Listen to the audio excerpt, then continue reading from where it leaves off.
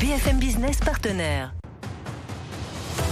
BFM Business présente En route vers les grands prix de l'industrie.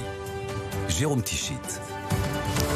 Bonjour et bienvenue dans cette émission spéciale En route vers les grands prix de l'industrie avec une thématique, le digital au service des solutions industrielles. On va en parler avec nos deux invités, Stéphane Mafly, vice-président RS France pour la zone Europe, Moyen-Orient, Afrique, en charge de la stratégie commerciale et du marketing. Bonjour Stéphane. Bonjour Jérôme. Rappelez-nous en quelques mots simples le cœur d'activité de RS Group. La distribution de composants industriels et électroniques et la mise en avant de solutions pour accompagner nos clients industriels. Avec un joli slogan, vous avez le savoir-faire, nous fournissons le reste. Tout à fait. Et puis à nos côtés également, bonjour Olivier Rioux.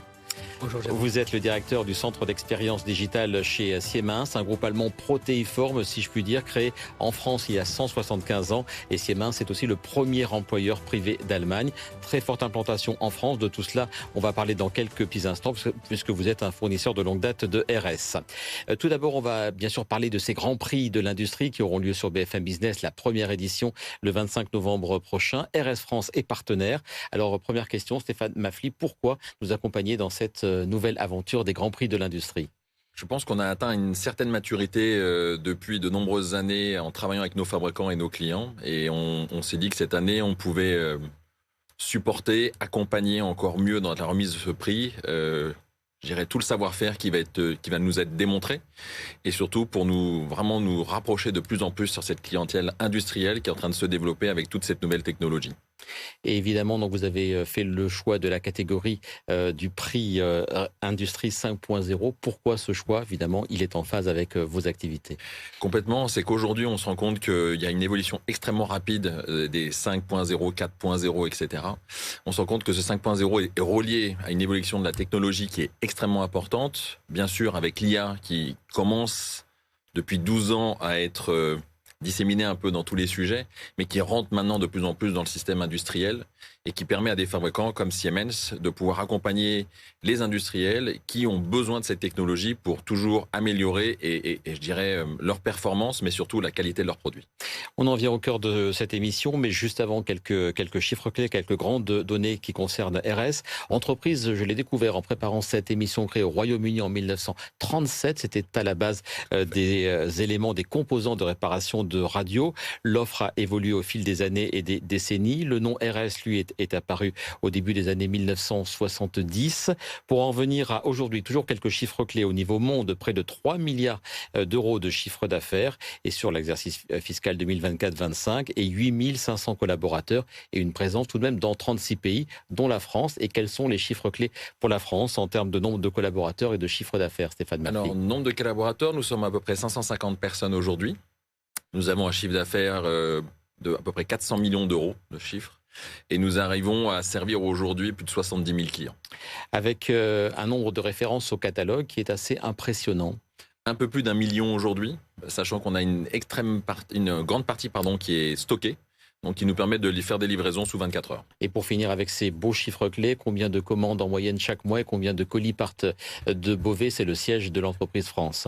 Donc, je dirais, je vais même descendre à la journée puisqu'on est entre 10 et 12 000 commandes par jour qui arrivent le matin et qui sont expédiées en fin de journée maximum, départ 7 heures. Si on continue, Olivier Rioux, sur les chiffres clés, puisqu'on aime bien ça sur BFM Business, pour ce qui est de Siemens, donc ce groupe allemand implanté en France depuis 175 ans, chiffre d'affaires, nombre de collaborateurs? 6 000 collaborateurs, 2,4 milliards de chiffre d'affaires, plus de 16 centres de R&D, voilà, des activités à la fois, bien sûr, dans le transport, la santé, l'infrastructure et l'industrie, bien sûr, à la fois sur le matériel et le logiciel. Et vous êtes donc précisément un des fournisseurs clés de RS. Alors, que leur fournissez-vous? Très concrètement, vous nous avez amené des matériels que vous fournissez à la plateforme de distribution RS. Alors, je crois qu'il faut mesurer l'instant. L'intelligence artificielle rentre dans l'industrie et elle est distribuable et livrable en 24 heures. Donc, une IA, qu'est-ce que c'est? C'est une carte graphique et vous pouvez l'avoir dans un module branché comme d'habitude dans un matériel et dans une armoire industrielle, adossé à un automate pour quand même bien la contrôler, cette IA. Vous pouvez l'avoir dans un PC industriel pour remonter de la data vers l'humain, aider à la décision, mais là, une fois aussi, encore, l'humain prendra la décision. Et puis vous pouvez finalement bénéficier de ces IA comme sur votre smartphone, sur des tablettes, au travers d'applications mobiles. Donc voilà ce que l'on peut fournir aujourd'hui en magasin sous 24 heures. Quand on a préparé cette émission, vous m'avez dit, ça fait du bien de l'entendre, que l'industrie est vraiment au cœur de nos vies. Je ne sais pas si on s'en rend compte, mais vous, c'est votre quotidien. L'industrie, c'est 99,9% de ce qui nous entoure. L'habillement, nos montres, les téléphones portables, les murs, le bâtiment, le BTP, tout. Donc ça veut dire qu'en fait, si on veut maîtriser son avenir, il faut produire. Et l'industrie est composée d'entreprises. Et une entreprise, c'est une entreprise. Et donc chaque année, chaque industriel entreprend et va un peu plus loin. L'IA peut faire le meilleur du passé, l'humain va encore plus loin. Donc l'entreprise, c'est un match incroyable, c'est un sport extraordinaire de compétitivité. Un avion, c'est un incident par million de vols, donc c'est un match perdu par million de matchs. C'est bien, il y a des équipes qui perdent plus que ça. Vous dites aussi que le moment que l'on est en train de vivre, que les industriels sont en train de vivre, c'est un moment clé, car la technologie, elle se partage de plus en plus et surtout, elle est de plus en plus facile à utiliser. Plus facile à utiliser et vraiment dans l'ADN des jeunes générations.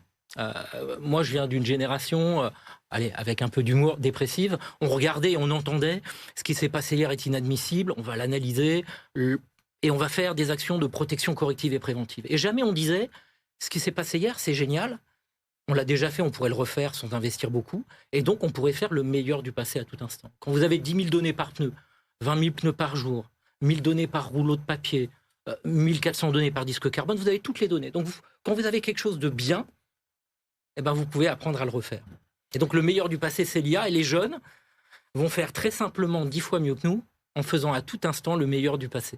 Stéphane Mafly, avec un fournisseur comme celui-ci, évidemment, on n'a que de l'enthousiasme, on a beaucoup de technologie, on a de l'IA de plus en plus, c'est très utile aux clients que vous distribuez et surtout à ceux à qui vous vendez.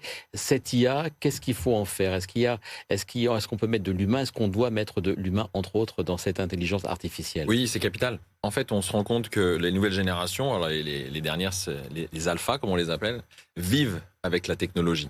Et ils vont vivre de plus en plus avec l'IA. Quand vous prenez l'objet phare des jeunes, le téléphone portable, il est de plus en plus équipé de l'IA. Donc leurs habitudes, elles sont en train de changer. Ces habitudes-là, quand vous les reliez à la technologie, c'est une chose, mais aussi dans leur façon de faire. Je veux quelque chose, je clique, je commande. Nous, ce qu'on essaye d'amener à nos clients, c'est cette facilité. C'est-à-dire que de se concentrer sur des tâches à valeur ajoutée, parce que développer un système, mettre de l'IA, comprendre l'IA et travailler tout ça, ça prend quand même une charge mentale assez importante. Nous, on s'occupe de pouvoir leur amener cette technologie, on s'occupe de pouvoir leur livrer les produits rapidement. Donc en fait, tous les problèmes qui vont être liés à je développe un produit, je fais de la production, je fais de la prévente ou du MRO, toutes ces choses-là, il faut qu'on les simplifie pour qu'ils puissent se concentrer sur des tâches à valeur ajoutée. L'IA va aider dans tout ce process commercial, que ce soit pour la recherche des produits ou demain, vous allez cliquer en disant « j'ai besoin d'avoir un produit qui puisse faire ça ». Aujourd'hui, vous allez chercher des informations, vous demandez des informations. Nous, on développe des choses, on développe des moteurs de recherche basés sur l'IA et on essaye de fluidifier cette expérience client pour qu'ils puissent se concentrer sur « bonjour Monsieur Siemens, j'ai une société dans laquelle je fais de la production et je veux digitaliser, je veux informatiser tout ça et j'ai besoin de nouvelles technologies ». Avec une exigence d'éthique et de durabilité. On a parlé de l'humain, mais vous avez aussi, vous, dans les produits que vous souhaitez vendre et proposer à vos clients, de l'éthique et de la durabilité. C'est obligatoire aujourd'hui. Je trouve que ce qui est assez génial dans cette nouvelle génération, c'est qu'ils font attention à ce qu'ils font. Ils essayent de se dire, si je fais ça, quel est l'impact demain ? On voit de plus en plus de produits où il y a des informations qui disent « c'est réparable ». Alors qu'avant, on le prenait, on le jetait. Je pense qu'aujourd'hui, ce qui est assez génial avec cette nouvelle génération, c'est qu'ils apprennent à travailler avec la technologie. Nous, on apprenait par cœur des choses. Eux, ils se disent, je vais apprendre des choses par cœur, mais je vais me servir de la technologie. Donc, au même titre qu'on leur vend des produits, on doit leur dire que c'est recyclable, qu'on peut faire des évolutions de software et pas de jeter le produit. Et je pense que ça va assez bien et ça va de pair, avec cette nouvelle génération qui est en train de se dire, mais pourquoi changer tout tous les jours ? À l'inverse, je pense qu'il y a d'autres sujets où ils sont peut-être moins comme ça, mais sur la technologie, on sent qu'il y a des besoins qui sont différents. Olivier Rioux, on parlait de la disponibilité de plus en plus prête pour justement mettre sur le marché les produits. Pourquoi cette accélération ? Pourquoi d'un coup ces produits qui nous semblaient un peu trop complexes, un peu trop papscons, pourquoi est-ce qu'ils sont prêts maintenant ? Qu'est-ce qui a changé ces derniers mois ou ces dernières années ? Alors, je crois qu'il y a plusieurs éléments. Le premier, c'est l'IA. 95% des solutions d'IA que j'utiliserai dans une usine existent depuis plus de 10 ans. Prenez des solutions françaises. Prenez Picanto, prenez Shizen, prenez Visionary, prenez BrainCube. Hein. Vous avez là 4 solutions sur la gamme opérateur qu'on a envie de lire, et Dieu sait si le transfert de connaissances va être important, compte tenu du transfert de génération, l'analyse de paramètres ou le contrôle caméra. Donc en fait, on avait les solutions, et en fait, ce qui manquait, c'était la connectivité. Et parfois, on l'avait et on ne le savait pas. C'est-à-dire que des entreprises de procédés continus qui ont des supervisions ont déjà toutes les données dans une usine. Mais on n'avait pas compris. Les jeunes ont compris. Donc en fait, on passait par des actes de vente depuis 10 ans en disant, bon, écoutez, on va vous vendre de l'IA. Moi, j'ai eu un smartphone en promotion dans un aéroport. Il y avait de l'IA et des jumeaux numériques de trafic routier avec Waze. On ne me l'a pas dit et j'ai pas eu de formation.